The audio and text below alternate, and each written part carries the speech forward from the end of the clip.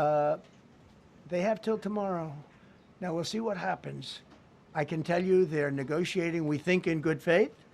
We're going to find out. We're getting the help of some incredible countries that want this to be ended because it affects them also. A lot of people are affected by this, but we're giving them till tomorrow, 8 o'clock Eastern time, and after that, they're going to have no bridges. They're going to have no power plants. Po, ang lahat ng mga tao ay talagang almost nagpa-panic buying na, tapos ang dami-dami ng iniisip. So marami po ang request sa akin kung pwede ko po bang basahan si President Donald J. Trump. Again and again po wow, level upgrade. Hindi, kung ano man po ang makita ng tarot, i-interpret ko lang po. I am just an interpretator of the tarot. Bumaliktad man ito, ano pa mang pamamaraan ito, babasahin ko po ito sa inyo. So, dahil sa gerang nangyayari, lahat tayo ay tensyon. At again, bago po nangyari yan, ay talaga namang nakita naman po ng tarot. So ngayon, ipakita mo sa akin, tarot, ang isang kilala at napakalaking personalidad ng mundo, si President Donald J. Trump. Ano ang nakikita mo, tarot? Reshuffle natin. Reshuffle po tayo para, ayan. Okay, baliktad. Kaya ano mas maganda pong magbasa pag reshuffle. Ayan. Isin muna natin, President Donald J. Trump. Alam naman natin na siya ay 45 President of the United States.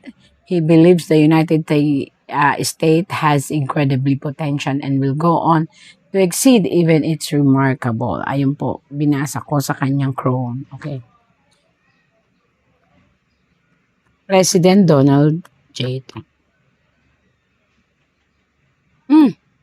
Kitang-kita nyo po.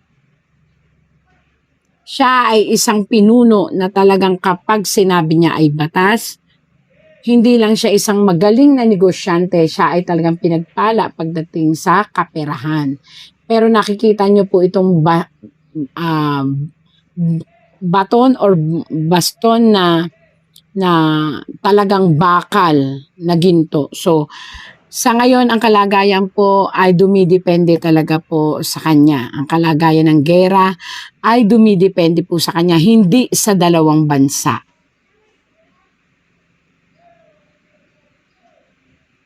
At ayon po dito,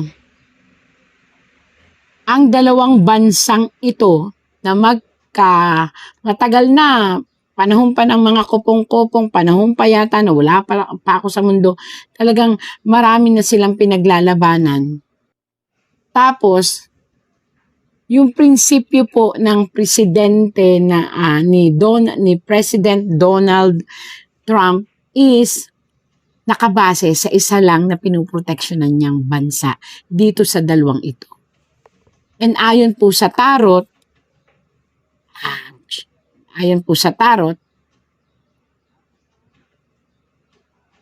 kung hindi huhupa ang anumang alitan dito sa dalawang ito na bansa, at hindi rin huhupa ang desisyon ng presidente na si Donald J. Trump, mananatili po ang gera.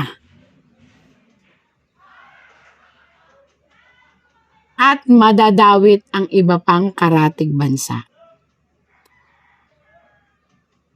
At ayon po dito, kinakailangang mabuo kay Mr. President Donald Trump, binabasa ko po doon yung kanyang pangalan talaga, para hindi magkamali ako.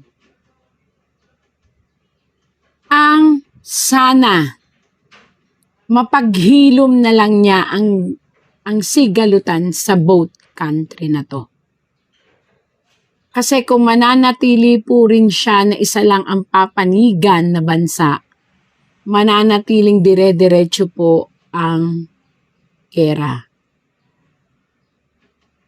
At ayon dito, walang magpapatalo dun sa dalawang bansa ay walang magpapatalo, pero kapag siya na mismo ang nag-utos na yung dalawang bansa, hindi ko alam kung paano magaganap ito. Siya po ay malaking tulong, si President Donald Trump ay napakalaking tulong upang ang dalawang bansang ito ay magkaroon muna ng panandaliang ceasefire.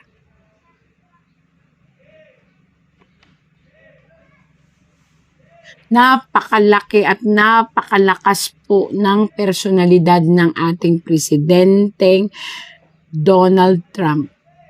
Ibig sabihin po nito, hindi siya susuko. At never siyang gagawa ng anumang paraan na magiging kahinaan o makikitaan ng kahit sinong kalaban niya ang kanyang kahinaan. At yun po ang magpapatagal ng gera. So kung si President Donald Trump po ay gagawa ng paraan, talagang paraan na walang kakampihan sa dalawang naglalabang bansa at sa halip ay gigitna na lang siya upang magkaroon ng peace talk na siya naman ay papayagan,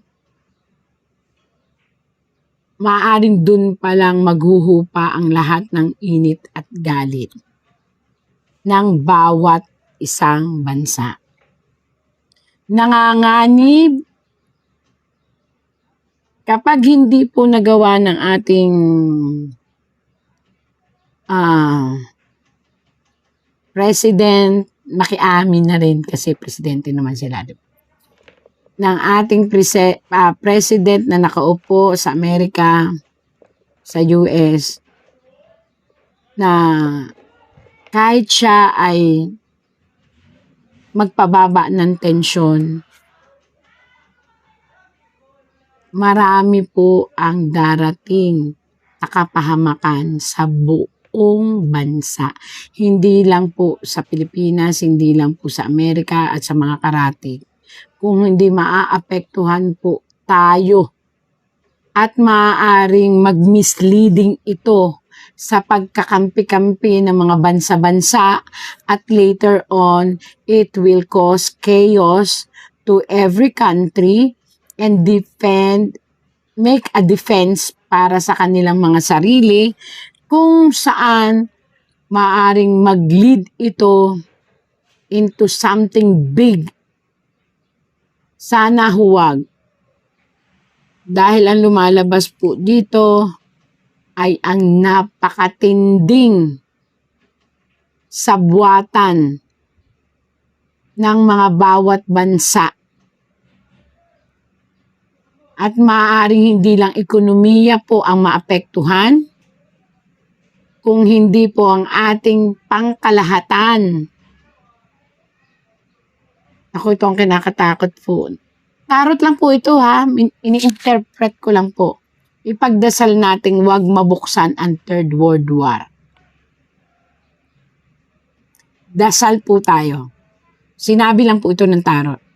Magdasal tayo upang lahat lumubag ang kanilang mga damdamin at nang hindi madawit ang iba pang bansa na ayaw naman talaga ng gera.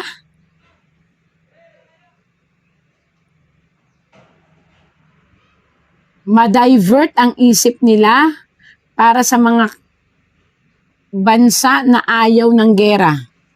Sana'y pakinggan po ito dahil ito po ay magli-leading hindi lang po sa ekonomiya, paulit-ulit po ako, kung hindi sa panibagong sabwatan kung saan maaaring mag-cause ng Third World War.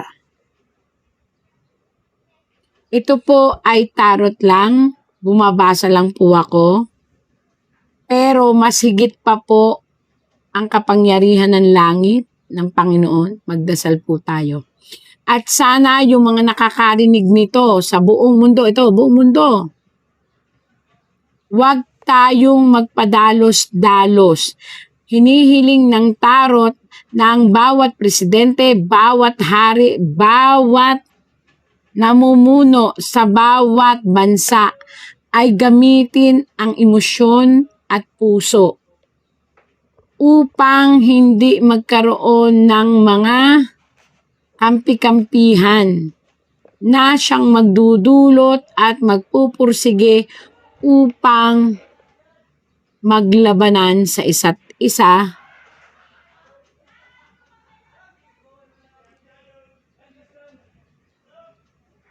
at mapiringan ng galit. Kumbaga mapiringan ang kanilang mga mata sa katotohanan at galit ang mamutawi sa rehiyon, ibig sabihin religion nila, pamamaraan nila. Sa nangyayaring gerang ito, kailangan talagang magdasal po tayo. Bakit? Sobrang pahirap ang mangyayari kapag hindi ito natapos agad. At ayon po dito, ang sabi ng tarot, si Trump lang, ang President Trump lang ang maaaring magsabi at magpahina ng labanan ng gerang ito. Hindi ko alam kung bakit. True, ako po, Diyos ko tayo. Sa pagsasalita niya at pagbaba niya, pagsabi ng kanyang emosyon, maaari pa niyang kontrahin yung gerang yan. Talagang napakalakas po ng Amerika talaga. At marami namang gusto ayaw magpasakop sa kanila. Sa Amerika, ayaw na. May mga bansang nagkakampi-kampihan na. Kaya sana huwag naman ito.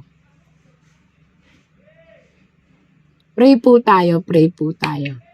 Baka tumagal pa po ito ng 2 taon or higit pa. Pero hindi. Naniniwala ako. Naniniwala ako na pag nagsama-sama tayong magdasal, pag sama-sama tayong naghiling kay Bathala, pagbibigyan niya tayo.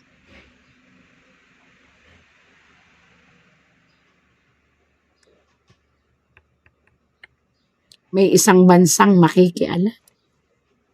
Dawit-dawit na naman to. Bukod po kay Trump, President Trump, kumbaga may isang bansa na galit naman doon sa pamamaraan ni President Trump ang makikialam. Kaya nga dawit-dawit. Ano pang gagawain natin? Magdasal na lang po tayo. Determinado si Trump kung ano binibitawan niyang salita ay gagawin niya. So, walang po pwedeng humamon sa kanya dahil talagang paninindigan niya. At isang bansa lang ang kinampihan niya dun sa 2. Pero dapat yun, i-level niya. Tulungan na lang tayo na mapaghinahon.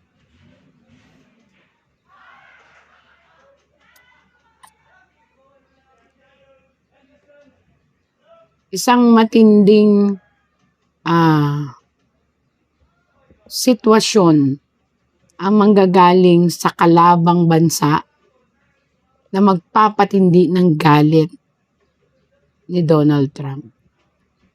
Mauulit muli ang isang pagpapasabog sa isang malaking gusali.